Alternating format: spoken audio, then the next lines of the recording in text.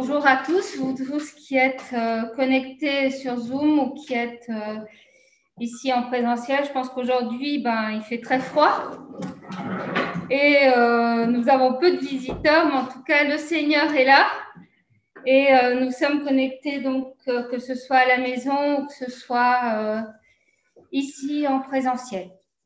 Donc, je vais d'abord continuer donc dans ce moment de louange et d'adoration. Et nous allons donc entrer dans notre série qui est pour ce début d'année, Soyons et vivons l'Église en 2021. Est-ce que vous êtes prêts à être et vivre l'Église en 2021? Oui. Ok, ici ça a répondu, chez vous j'espère que Amen. Ça a répondu. Bon, j'en vois qui font des pouces. Donc, c'est tout un programme et que le Seigneur nous aide à le vivre vraiment parce que ce n'est pas par nos forces qu'on va y arriver, mais c'est par son esprit, bien évidemment. Seigneur, mon Dieu, je veux te remercier pour ta présence au milieu de nous. Merci parce que, comme nous l'avons chanté, tu es celui qui règne, tu es celui qui règne au milieu de nous, celui qui règne dans nos cœurs. Et nous voulons que tu prennes toujours plus de place. Merci de nous aider aussi à relever ce défi d'être et de pouvoir vivre ton Église comme tu le souhaites, comme tu nous appelles à le faire. Seigneur, merci encore de nous encourager ce matin. Merci de m'aider à transmettre ce que tu as déposé dans mon cœur afin que nous puissions être édifiés tous ensemble pour la gloire de ton nom, Jésus. Amen. Amen. Alors, nous sommes dans cette série et qui s'appelle Soyons et vivons l'Église. Donc, pendant plusieurs dimanches, vous allez nous entendre développer ce thème. Et ce matin, j'ai choisi, donc Marie-Ange, tu as dû avoir le PowerPoint. Et ce matin, donc, j'ai décidé de vous partager donc l'Église, un nouveau regard. Le texte clé que nous avons choisi donc, pour toute cette série est celui qui s'affiche sur votre écran. Approchez-vous de Christ, la pierre vivante rejetée par les hommes, mais choisie et précieuse devant Dieu. Et vous-même, c'est-à-dire vous et moi, en tant que pierre vivante, laissons-nous, je mets nous parce que c'est nous, édifier pour former une maison spirituelle, un groupe de prêtres saints, afin d'offrir des sacrifices spirituels que Dieu peut accepter par Jésus-Christ. Donc, comme je disais, ce n'est pas par nos forces, mais c'est uniquement par le sacrifice de Jésus et sa résurrection à la croix que nous pouvons relever ce défi. Et j'ai choisi donc de vous parler de l'Église, un nouveau regard. Je me suis dit, bon, on connaît beaucoup de choses, on sait beaucoup de choses sur l'Église, mais comment comprendre ce qui se passe dans nos cœurs, ce que Dieu attend de nous, pourquoi l'Église? Et ce matin, donc, avant même d'entrer dans le vif du sujet, la dernière fois, Prince nous a rappelé donc, que c'est Jésus qui a dit qu'il bâtira son Église, donc ce n'est pas nous qui allons être on va dire les architectes, mais c'est lui qui le fait. Et le mot Église, je crois que Prince nous l'avait rappelé ou pas, je ne sais plus. En tout cas, comme nous le définit la parole de Dieu, l'Église, c'est une communauté, une assemblée de citoyens.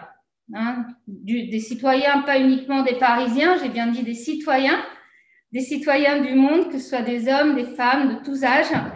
Et vous savez que Dieu a aimé le monde de telle façon qu'il nous a envoyé Jésus afin que nous croyions en lui et que nous puissions recevoir ce cadeau qui est la vie éternelle. Donc l'Église, c'est cette communauté d'hommes, de femmes, cette assemblée de personnes ensemble qui ont été convoquées et appelées. Donc convoquées et appelées, ça veut dire quoi? Qu'on a été appelés, ça veut dire que quelqu'un nous a nommés. Il nous a dit qu'il nous appelle par notre nom. C'est une histoire individuelle, mais c'est quelque chose qui va devenir, qui n'est pas isolé. Si c'est une histoire personnelle, c'est-à-dire que chacun de nous, on est appelé.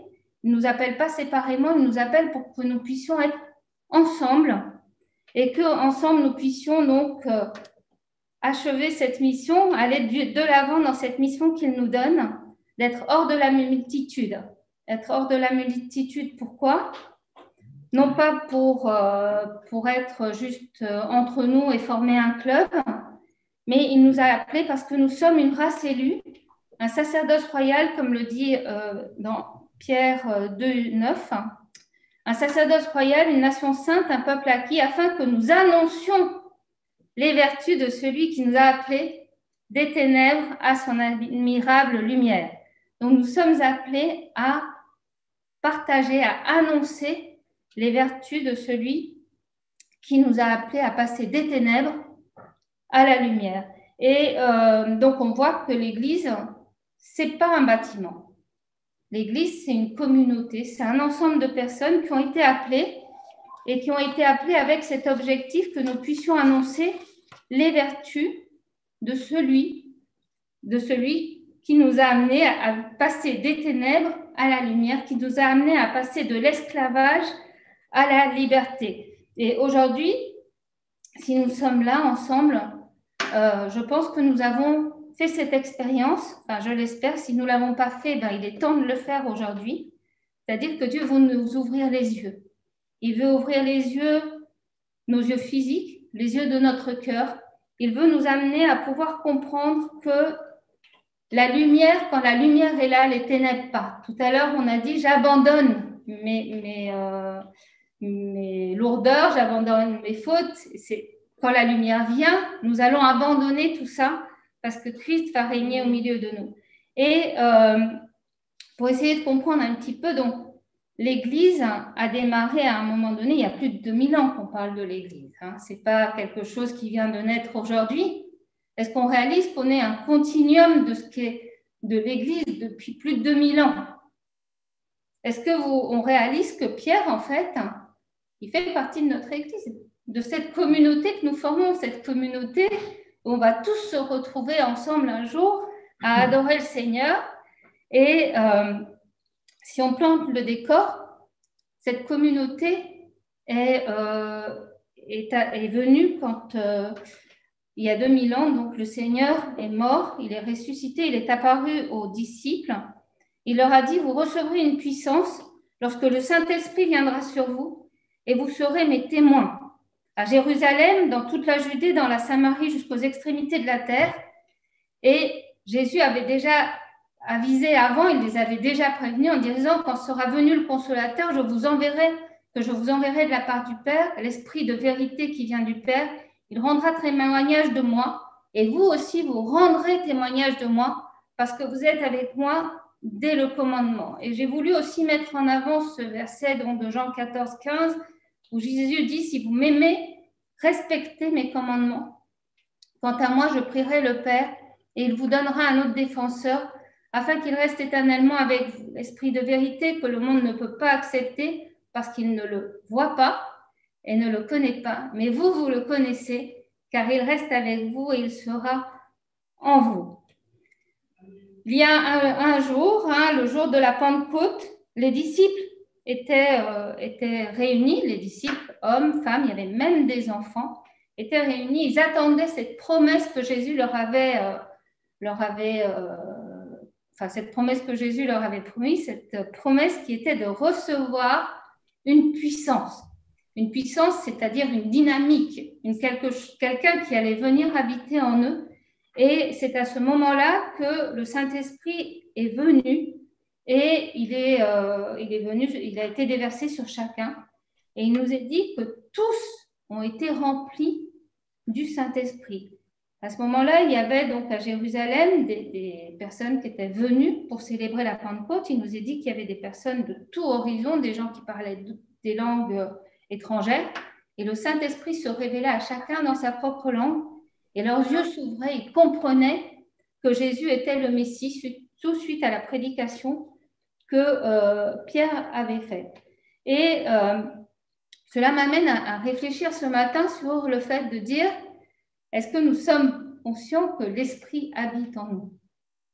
Ce matin, en tant qu'Église, nous avons à réaliser cette vision de nous-mêmes qui nous amène à réaliser que le Saint-Esprit veut habiter en nous et il habite déjà en nous. La Bible nous dit que nous sommes convaincus de péché, de justice, de jugement par l'œuvre du Saint-Esprit.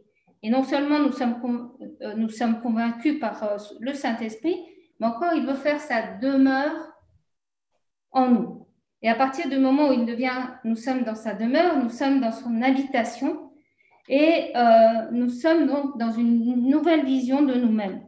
Cette nouvelle vision nous amène à être en communion avec Dieu et il est dit que nous marchions avant dans les ténèbres, nous mentions et nous ne pratiquions pas la vérité. Mais si nous marchons dans la lumière comme lui-même est la lumière, nous sommes en communion avec le sang de Jésus, son Fils qui nous purifie de tout péché. Aujourd'hui, donc, dans cette nouvelle vision que le Seigneur nous invite à avoir de nous-mêmes, il nous faut réaliser que Dieu est en train d'œuvrer en nous. Il œuvre dans chacune de nos vies et nous avons ce devoir, j'ai envie de dire, de rester en communion avec lui. Il est vrai que nous avons notre volonté qui est là et ce n'est ce qui nous amène à considérer ce que Dieu veut pour notre vie, c'est qu'il va nous animer de son esprit. Il va mettre en nous ce désir de lui plaire, ce désir de pouvoir pratiquer la vérité. La vérité qui va nous amener non pas à être animés par notre propre nature, mais par l'esprit. Et il est vrai que avec notre nature, nous allons être toujours dans un combat. Tout à l'heure, Maëva, elle disait, on était en train de chanter ça, et puis je me dis, est-ce que mes pensées, elles sont toujours en accord avec ce que Dieu veut? Mais si nos pensées ne sont pas toujours avec ce que Dieu veut, quelque chose est sûr, c'est que son Saint-Esprit en nous rappelle jour après jour que nous sommes sujets de son amour. Et ce matin, est-ce que nous réalisons que le Saint-Esprit est en nous et que nous sommes l'objet de l'amour de Dieu? Chacun pour notre part et tous ensemble, en tant qu'Église, nous sommes la raison de l'amour de Dieu. Est-ce que, je ne sais pas ce que ça évoque pour vous dans votre cœur, ce que ça évoque pour nous en tant qu'Église, mais si nous réfléchissons à cette question-là, ce matin, nous pouvons affirmer que nous sommes sujets de l'amour de Dieu. C'est le cœur de Dieu qui est poussé vers nous. Il nous est dit que c'est lui qui nous a aimés le premier. C'est son amour qui nous a envoyé son Saint-Esprit pour habiter en nous. C'est lui qui en premier veut habiter avec nous. Alors, je ne sais pas, mais ça me fait voir les choses différemment déjà par rapport à moi-même. Le Seigneur, la parole de Dieu dit, c'est l'apôtre Paul qui dit que le Seigneur se glorifie dans nos faiblesses. Je ne veux pas regarder à mes échecs, mais je veux regarder à l'œuvre de Dieu en moi, à ce que le Saint-Esprit est en train de faire dans ma vie et à ce témoignage que l'Esprit rend à mon esprit de ce que nous sommes enfants de Dieu. Ce matin, nous sommes enfants de Dieu et à chaque instant, le Seigneur Jésus a dit qu'il ne nous laissait pas seuls. Le Saint-Esprit est en nous, dans toutes les circonstances. Quel que soit ce matin, peut-être que tu es dans une situation où ça ne va pas du tout, où tu te dis, je ne vais jamais m'en sortir, tu es dans le découragement. Mais une chose est sûre, le Saint-Esprit est toujours avec toi. Le Saint-Esprit, quand il vient en toi, il ne va pas te quitter parce que c'est un don que Dieu nous fait. Et nous devenons la maison de Dieu, il va nous encourager, il va nous exhorter, il va nous rappeler les paroles de vérité. Jésus disait, il vous rappellera tout ce que je vous ai appris. Il nous rappelle ce matin que Dieu est amour et Dieu m'aime tel que je suis. Dieu t'aime tel que tu es. Il aime notre Église comme elle est. On est tous de façon, on va dire, on est différents, on vient d'horizons différents, mais ensemble, nous allons former cette communauté qui plaît et que Dieu aime. Dieu souffre dans son cœur quand la communauté est divisée. Le cœur de Dieu souffre quand la communauté est dans la tristesse. Et ce que Dieu veut, c'est que nous puissions, comme nous l'avons chanté, abandonner nos peines, abandonner nos fardeaux au pied de la croix de Jésus qui a tout porté pour nous, et que nous puissions être renouvelés, que nous puissions être encouragés et que nous puissions accomplir ce pourquoi nous avons été appelés, c'est d'annoncer les vertus de celui qui nous a fait passer des ténèbres à la lumière de Christ. Quand on a de la lumière, des fois les gens ils se réveillent la nuit, tout ça, il y a des petites lampes torches, ils regardent et tout ça. Ça nous permet de voir le chemin. Jésus est le chemin. Et ce matin encore, nous devons être conscients que ce chemin, c'est une voie qui est ouverte devant nous. À aucun moment, le chemin ne va se fermer. Il est encore aujourd'hui un jour de grâce et nous pouvons dire que nous sommes une communauté de personnes qui, avant tout, avons plié le genou devant le Seigneur. C'est ce que Dieu attend de chacun de nous. C'est que nous puissions crier à Abba Père et reconnaître qui est Jésus, que nous puissions être des adorateurs, on l'a aussi chanté, en action et en vérité. Des adorateurs parce que nous reconnaissons que Dieu est amour et que Dieu nous aime et que Dieu a voulu que nous puissions être réconciliés avec lui. C'est pourquoi il a envoyé Jésus. Et cette vision que Dieu nous donne de son amour, est-ce que nous réalisons que ce n'est pas une vision qui est uniquement pour moi? Elle n'est pas uniquement pour les gens que j'aime bien. Parce que des fois, quand on parle de communauté, on se dit, c'est comme quand on fait une fête, on a envie d'avoir des gens qu'on aime bien. On se dit, non, celui-là, je n'ai pas trop envie. Mais quel est le plan de Dieu? Dieu, il a envie d'être avec nous tous, avec toute la création, avec tous les hommes, avec ceux qui sont à l'autre bout de la terre, ceux qui sont méprisés de la société. D'ailleurs, Jésus était contesté parce qu'il était avec des gens soi-disant de mauvaise vie. Mais l'apôtre Paul dira, ne sommes-nous pas de ceux-là nous-mêmes? Est-ce qu'avant, nous n'étions pas dans des situations similaires que les gens qu'aujourd'hui nous refusons de rencontrer? Alors, la vision de Dieu pour nous dans l'Église, c'est que nous puissions avoir un regard changé sur nous-mêmes, mais aussi sur les autres. Ce n'est pas moi qui vais choisir qui va faire partie de la communauté. Est-ce que je réalise que c'est avant tout la communauté, elle appartient à qui cette communauté? Elle appartient à Christ. C'est lui qui va nous donner de comprendre, d'accepter tous ceux qui viennent. Et nous avons un rôle, c'est d'accueillir, Marie-Ange, c'est avant. Nous avons un rôle qui est avant tout d'accueillir l'autre. Donc, ce matin, en pensant à la vision que je peux avoir de mon prochain, à cette nouvelle vision que Dieu me donne, ça m'interpelle. Parce que dans notre communauté, ici à Source d'Espoir, il y a probablement des gens inattendus qui viennent. Des gens qu'on ne s'attendait pas à voir. Peut-être même des gens vers qui tu n'aurais jamais été. Des gens qui aujourd'hui, on va appeler frères et sœurs, et rien ne nous rapprochait. On était à des kilomètres les uns des autres. Mais c'est ça, la puissance de Saint-Esprit au sein de la communauté et dans la vie de quelqu'un, c'est qu'il va nous transformer de telle façon que notre regard va être changé les uns envers les autres. Et non seulement notre regard, mais aussi notre cœur va être changé les uns envers les autres. Et dans cette vision de mon prochain, j'ai eu cette pensée de l'histoire de Corneille que vous connaissez peut-être tous, Pierre ou peut-être pas, je ne sais pas. Pierre et Corneille, alors je vais essayer d'aller le plus vite possible. Mais c'est vraiment une nouvelle vision de l'autre. Ici, vous voyez une petite bande dessinée, c'est juste le début qui nous présente qui est Corneille. Donc, Corneille est un centurion de l'armée romaine. Je vous ai dit qu'il habitait à Césarée.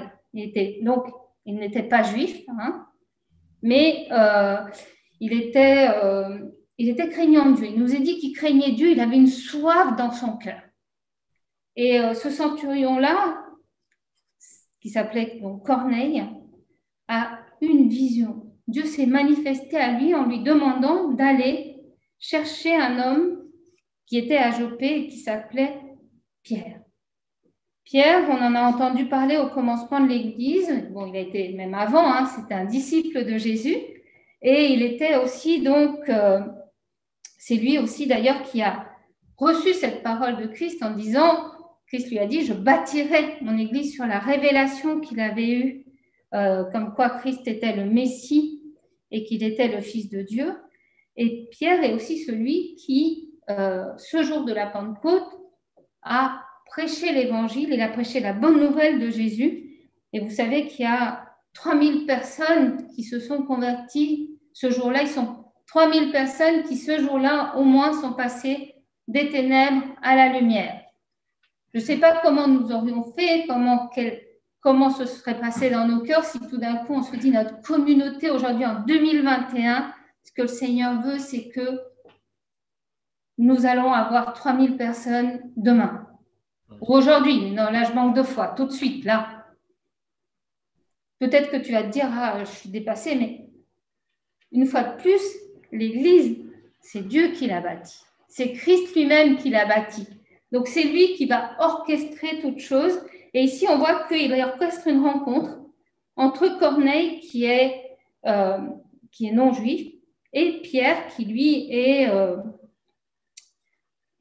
disciple de Jésus, donc qui a reçu l'Esprit en lui, qui est cette maison de Dieu, on va dire, quelque part, qui est le temple du Saint-Esprit à lui. Et qui va aller, donc, qui lui, de son côté, va aussi avoir une révélation. Il nous est dit qu'il avait une vision d'une nappe avec des animaux souillés et impurs, et Dieu lui dit, mange. Et il ne comprend pas très bien ce que cela signifie, mais quand ces trois personnes, donc quand les serviteurs donc, du centurion vont faire appel à lui, il va les suivre, il va aller, il dit, je vais aller voir cet homme, Corneille, et on va voir ce que Dieu a de prévu dans cette rencontre.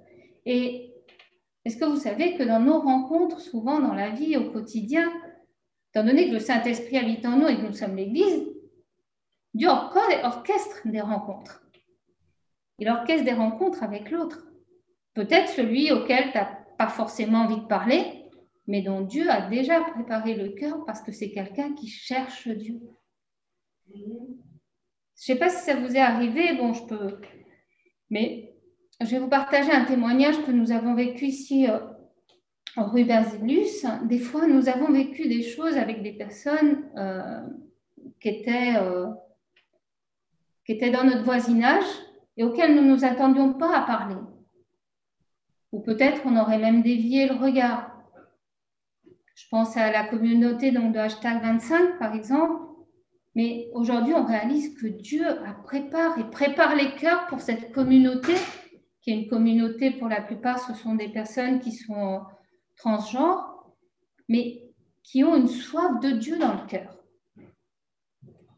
Et est-ce que nous croyons que Dieu peut transformer par son Saint-Esprit des vies? Aujourd'hui, Jésus, il est venu, il a dit qu'il avait une bonne nouvelle pour les pauvres. Peut-être qu'on a envie de voir des gens riches rentrer dans notre Église. Mais si Dieu nous envoie les pauvres, qu'allons-nous faire? Est-ce que je suis prêt à aller à leur rencontre? Ici, Pierre, il va à la rencontre de cet homme. Et il nous est dit que... donc là, on va lire le texte qui est verset 24. On va s'arrêter au fur et à mesure. Il dit, ils arrivèrent, donc Pierre avec d'autres frères, ils sont partis là-bas, plus les serviteurs donc, de Corneille. Il dit, ils arrivèrent à Césarée le jour suivant. Corneille les attendait, donc il était impatient, Corneille. Il avait vraiment envie de rencontrer Pierre parce qu'il savait qu'il allait avoir une révélation de Dieu et avait invité ses parents et ses amis intimes. Lorsque Pierre entra, Corneille, qui était allé au-devant de lui, tomba à ses pieds et se prosterna. Mais Pierre le releva en disant, « Lève-toi, moi aussi je suis un homme. » Ici, je voudrais juste m'arrêter quelques instants pour mettre en avant qu'un disciple de Jésus, il est tout simplement un homme comme un autre. Nous sommes tous de la même nature. Nous sommes tous charnels. Nous sommes tous des êtres humains. Et il est important de voir qu'il n'y a pas de supériorité. Ici, Pierre, il aurait pu arriver en disant « Oui, alors voilà, je suis détenteur de la parole de Dieu pour toi. » Est-ce que c'est ce qu'il a fait? Non. Il savait qui il était. Il connaissait ses faiblesses. D'ailleurs, Pierre était la même personne qui, peu de temps avant la crucifixion de Jésus, avait renié Jésus.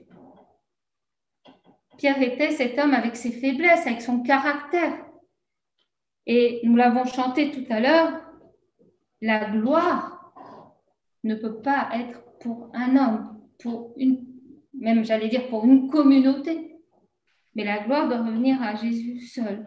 Et ici, Pierre nous montre que nous devons avoir une vision juste de nous-mêmes. Est-ce que tu as une vision juste de toi?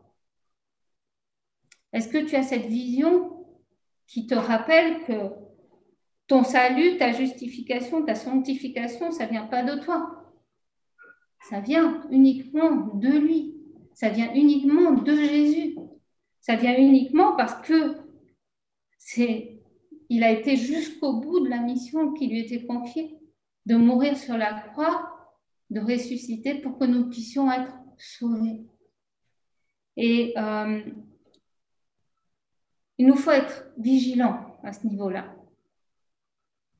Il nous faut être vigilants pour que quand les gens viennent, quand nous sommes l'Église dans la ville, quand nous sommes l'Église là où Dieu nous place, notre mission, c'est avant tout de faire lever les regards vers Jésus.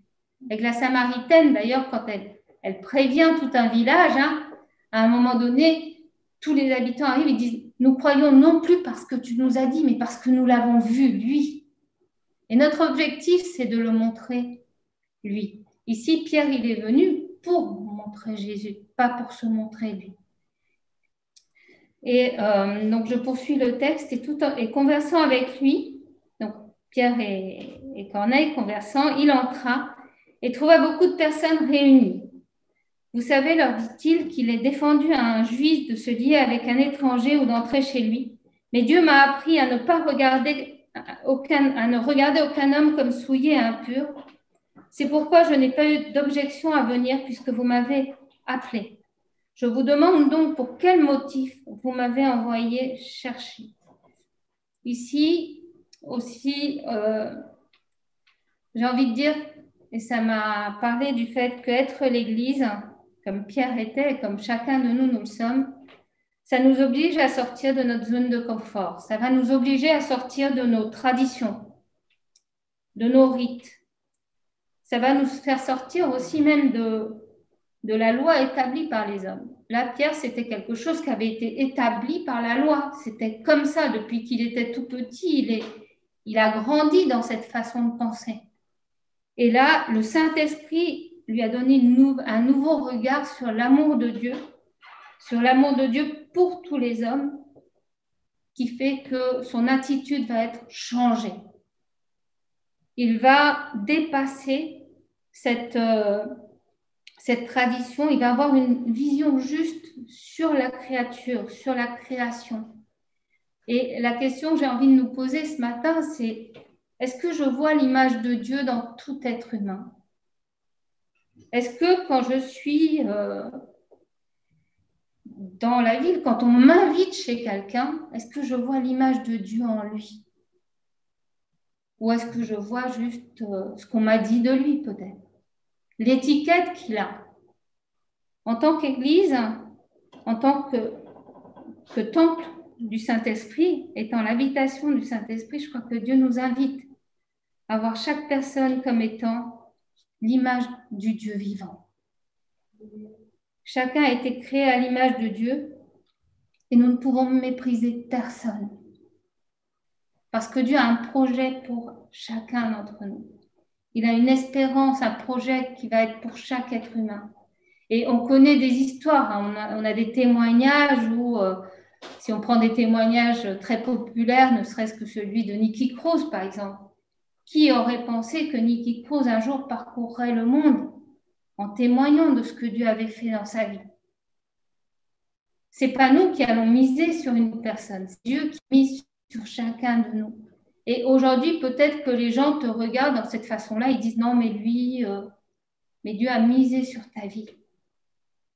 Et en tant qu'Église, nous voulons aussi être là pour t'encourager, pour t'amener à réaliser que l'amour de Dieu, il est parfait. Il est parfait pour ta vie, quoi que les gens disent. Il y a un petit chant qu'on chante, quoi qu'on dise de toi. Hein?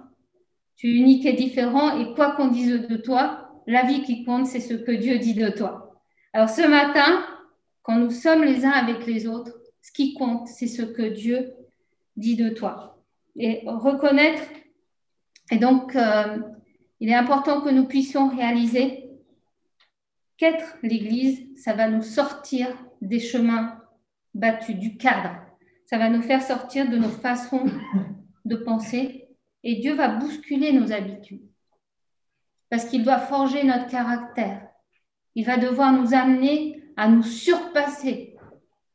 Pas par nos forces, mais à nous surpasser parce qu'il est avec nous. Et parce que l'œuvre qu'il va accomplir dans notre vie est surnaturelle. Et les autres, le monde doit voir que nous sommes une œuvre de Dieu, que nous sommes l'œuvre du Saint-Esprit en nous. Donc, on va poursuivre au verset 34. Il dit alors, Pierre, ouvrant la bouche, dit, « En vérité, je reconnais que Dieu ne fait point exception de personne, mais qu'en toute nation, celui qui le craint et qui pratique la justice lui est agréable. Il a envoyé la parole aux fils d'Israël en leur annonçant la paix par Jésus-Christ, qui est le Seigneur de tous. » Ici aussi, il est important de réaliser cette vision qui est celle du cœur de Dieu. Est-ce que quand je vois mon prochain, je réalise qu'il est pécheur et privé de la présence de Dieu, comme je l'étais avant? Est-ce que j'ai cette conscience de réaliser qu'il a besoin de la justice de Dieu? Est-ce que je réalise que cette personne, elle est encore dans les ténèbres? Je ne peux pas demander à quelqu'un qui est dans les ténèbres de voir comme moi je vois. Je ne peux pas demander à quelqu'un qui n'a jamais entendu parler de qui est Jésus de vivre dans la sainteté. Mais est-ce que Dieu ne m'amène pas vers lui ou vers elle pour que je puisse être porteur de ce message, porteur de cette vérité que le Saint-Esprit nous rappelle ce matin? Nous sommes tous pécheurs, mais Christ est venu pour nous racheter et nous avons la vie éternelle en Jésus-Christ. Et ça fait partie de ces choses que nous devons énoncer, que nous devons partager. Et quand on continue, au verset 37, il nous dit, « Vous savez ce qui est arrivé dans toute la Judée après avoir commencé en Galilée, à la suite du baptême que Jean a prêché. Vous savez comment Dieu a oint du Saint-Esprit et de force Jésus de Nazareth qui allait de lieu en lieu, et faisant du bien et guérissant ceux qui étaient sous l'empire du diable, car Dieu était avec lui. Nous sommes témoins de tout ce qu'il a fait dans le pays des Juifs à Jérusalem.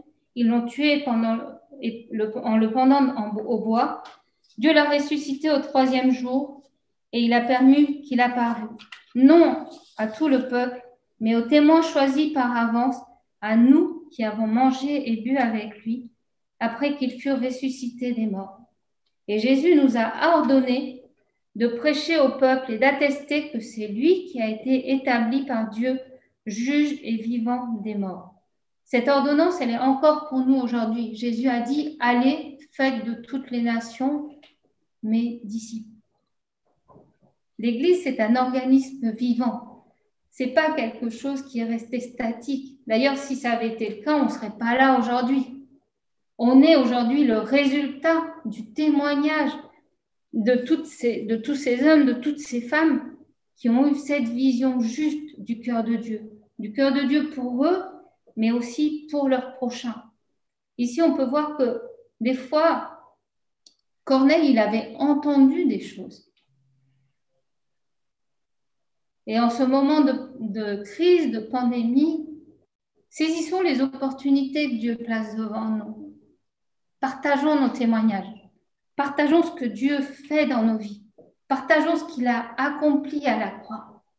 Partageons que la mort n'a plus de pouvoir, que l'amour est plus fort que la mort. Partageons que Jésus est vie et lumière.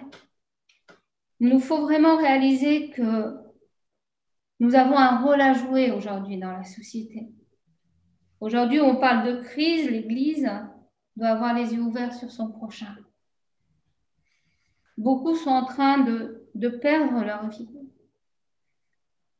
Et que faisons-nous en tant qu'Église? En tant que personne, en tant qu'habitation du Saint-Esprit? Est-ce que je prends cette autorité que le Saint-Esprit me donne? Il est dit que ce sera une puissance en nous. On se souvient de cette histoire au commencement, on la verra probablement plus tard, quand Pierre et Jean qui marchent, ils voient un homme qui est boiteux, qui est paralysé de naissance, ils lui disent « Lève-toi et marche !» Est-ce qu'aujourd'hui, je saisis ces opportunités pour dire « Tu es aveugle, mais tu peux voir !» Vois l'amour de Dieu aujourd'hui. Vois cette nouvelle vie que Dieu te donne. Jésus-Christ est mort et ressuscité. Il nous offre une vie nouvelle et il nous offre la vie éternelle. Et avoir la vie éternelle, c'est aussi avoir une nouvelle vision de la vie. Vous êtes d'accord? Oui. Avoir la vie éternelle, c'est avoir une nouvelle vision de la vie.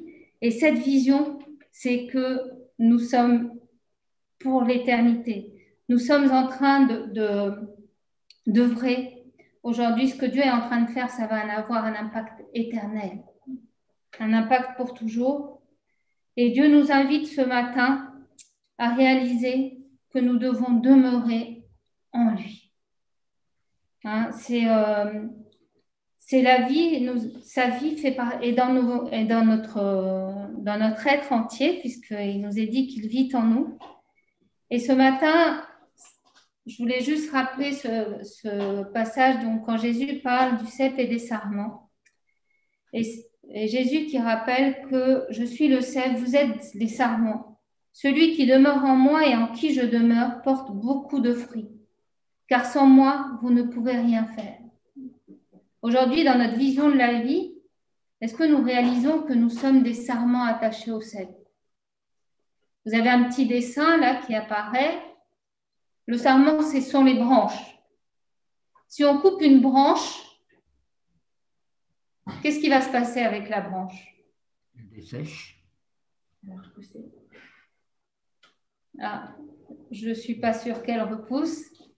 Ça va devenir un tronc et puis on va peut-être le brûler. Enfin, il ne va rien se passer. Si on coupe la tige d'une fleur, la fleur, elle va se faner. Ça va être une beauté éphémère, on parle. Hein. Mais Dieu nous demande de rester attachés, de demeurer. Quand on dit demeurer, ça veut dire de séjourner, de rester continuellement, dans une continuité temporelle. Et en fait, nous devons demeurer vraiment en lui, c'est-à-dire rester attachés à sa parole, à ses commandements, et laisser la vie de Dieu couler dans chacun de nous. L'Église que nous sommes, Dieu nous donne une nouvelle vision, c'est vrai, sur nous, sur l'autre, mais aussi cette vision de la vie où je dois vivre en laissant couler la vie de Dieu en moi. Alors ce matin,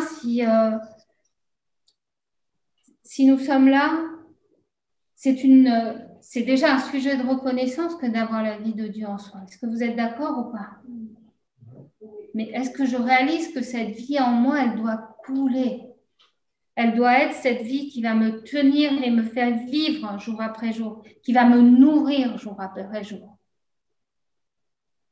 Je crois que celui qui a le Fils a la vie et celui qui n'a pas le Fils de Dieu n'a pas la vie. C'est ce qu'il nous est dit dans Jean.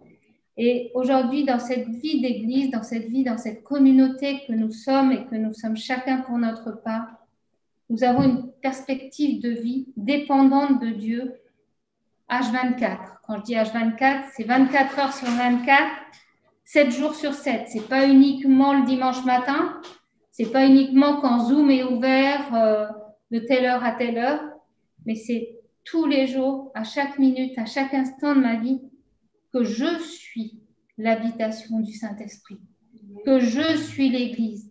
Donc, quelles que soient mes circonstances, je ne peux pas oublier que le Saint-Esprit est en moi. Je ne peux pas oublier que le Saint-Esprit m'envoie. Je ne peux pas oublier que je vis par le Saint-Esprit. Dieu va changer notre regard, et à travers notre regard, il change aussi notre pensée, il change nos désirs, il change les motivations de nos cœurs. Et cette année, je pense que nous avons tout devant nous, la parole de Dieu, nous avons sa parole, nous avons les uns les autres pour pouvoir aussi nous encourager, nous édifier. Et le conseil, l'appel que Dieu nous fait, c'est que nous nous approchions de Christ. Alors ce matin, continuons-nous à nous approcher de Christ, qui est la pierre vivante rejetée par les hommes, mais choisie et précieuse de Dieu. Et nous, en tant que pierre vivante, laissons-nous édifier, non pas uniquement le dimanche, mais chaque jour pour former une maison spirituelle. Quelque chose que les gens ne voient pas forcément, mais qu'ils vont voir parce que la puissance de Dieu est en nous, parce que nous sommes un groupe de prêtres saints et que les sacrifices que nous allons offrir à Dieu à travers nos vies sont acceptés par Jésus-Christ et nous allons voir sa volonté s'accomplir, non seulement dans notre vie, mais aussi vont nous amener à porter du fruit. Ce qui manifeste la gloire de mon Père, dira Jésus donc dans Jean 15, dans cette parabole du cep et des sarments, il dit « Ce qui manifeste la gloire de mon Père, c'est que vous portiez beaucoup de fruits. » Il ne dit pas un fruit, il dit beaucoup de fruits, et c'est alors que vous serez vraiment mes disciples. Alors je prie, et nous prions ensemble que le Seigneur nous aide à être de ceux qui manifestent la gloire de Dieu, portant du fruit, et que nous puissions être des vrais disciples, des disciples où le Saint-Esprit habitant en nous révèle que nous sommes passés des ténèbres à son admirable lumière.